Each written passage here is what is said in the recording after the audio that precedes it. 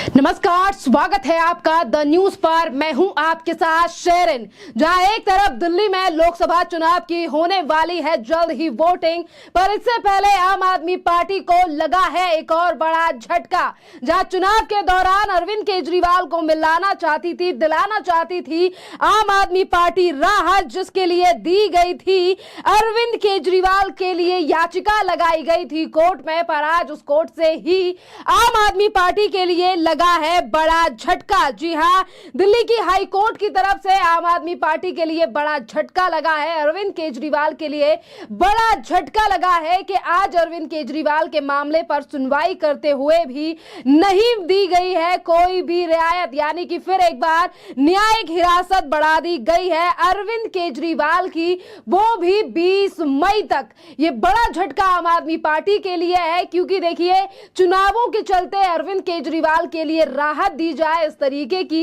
याचिका जो है वो कोर्ट में लगाई गई थी आम आदमी पार्टी के द्वारा, अरविंद केजरीवाल के वकील के द्वारा। पर जैसे ही 20 तारीख तक अब ये न्यायिक हिरासत जो है वो अरविंद केजरीवाल की बढ़ा दी गई है और उसके कुछ दिन बाद ही हो जाएंगे चुनाव खत्म, क्योंकि देखिए 1 जून को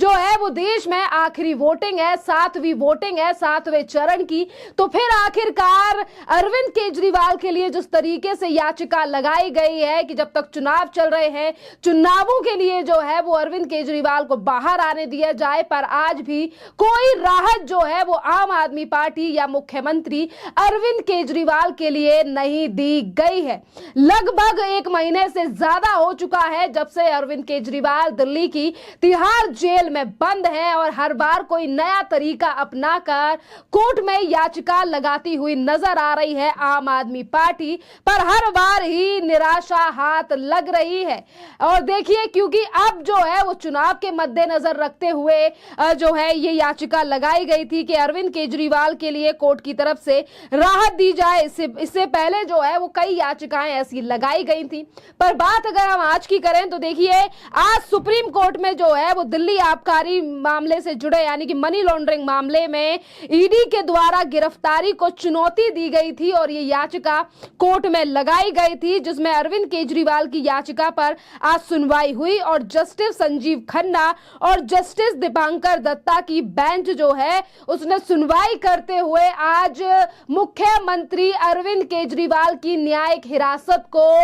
बढ़ा दिया गया है 20 मई तक। और इसी के साथ कोर्ट ने इस पूरे मामले को लेकर जो है वो मामला सुरक्षित रख लिया है। देखना अहम रहेगा कि जब 20 तारीख को फिर से इस मामले पर होगी सुनवाई तो क्या अरविंद केजरीवाल को मिलेगी उस दिन रिहाई, या फिर इसी तरीके से जो है अरविंद केजरीवाल को बिताने पड़ेंगे और भी ज्यादा दिन, वो भी तिहाड़ जेल में। जी हाँ, जहां एक तरफ आम आदमी कट्टर ईमानदार मुख्यमंत्री हैं, चुनावों के चलते उन्हें फंसाया जा रहा है, इस तरीके की बात करते हुए नहीं थकते हैं, पर आज देखिए कि उन्हीं अरविंद केजरीवाल को कोई राहत ना निचली अदालत, ना हाई कोर्ट और ना ही तो सुप्रीम कोर्ट से मिल रही है। देखिए आज कोर्ट ने ये तक कहा है कि अगर अंतिम राहत दी गई तो अरविंद केजरीवाल मुख्यमंत्री के तौर पर जो है वो अपना कर्तव्य नहीं निभा पाएंगे। ये सीधी सीधी बात जो है वो आज कोर्ट की तरफ से कही गई है।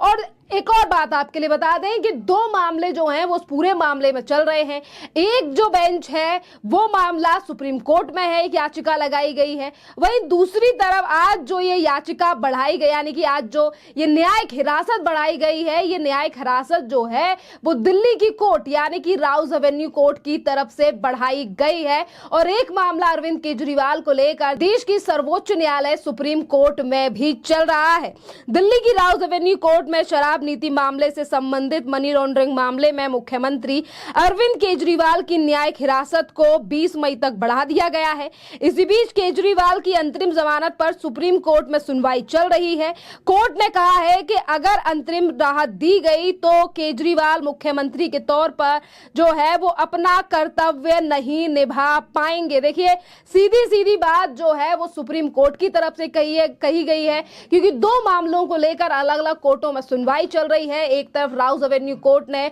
अरविंद केजरीवाल की न्यायिक हिरासत को 20 तारीख तक बढ़ा दिया गया है और वहीं जो राहत के लिए याचिका लगाई गई थी सुप्रीम कोर्ट में, वहां पर भी सुप्रीम कोर्ट ने साफ कह दिया है कि अगर अरविंद केजरीवाल बाहर आते हैं तो वो मुख्यमंत्री के पद पर जैसे मुख्यमंत्री के तौर पर अपना कर्तव्य नहीं निभा पाएंगे। लगातार 20 मार्च को गिरफ्तारी हुई थी मुख्यमंत्री अरविंद केजरीवाल की, जो समय समय पर प्रधानमंत्री नरेंद्र मोदी का इस्तीफा मांगने वाली पार्टी के संयोजक हैं, दिल्ली के मुख्यमंत्री हैं। आज वो 1 महीने से ज्यादा जेल में हैं, पर आज तक उन्होंने अपने पद से अपना इस्तीफा नहीं दिया है, जिसको लेकर जो है वो लगातार जनता सवाल भी उठाती है समय समय पर कि एक तरफ यही अरविंद केजरीवाल जो ये बात करते हैं कि हम तो कट्टर ईमानदार की पार्टी चलाने आए हैं, हमसे ज्यादा ईमानदार कोई नहीं है, हमें सत्ता का कोई लालच नहीं है, और वहीं सत्ता के लालच पर इस तरीके की बातें करने वाले अरविंद केजरीवाल ने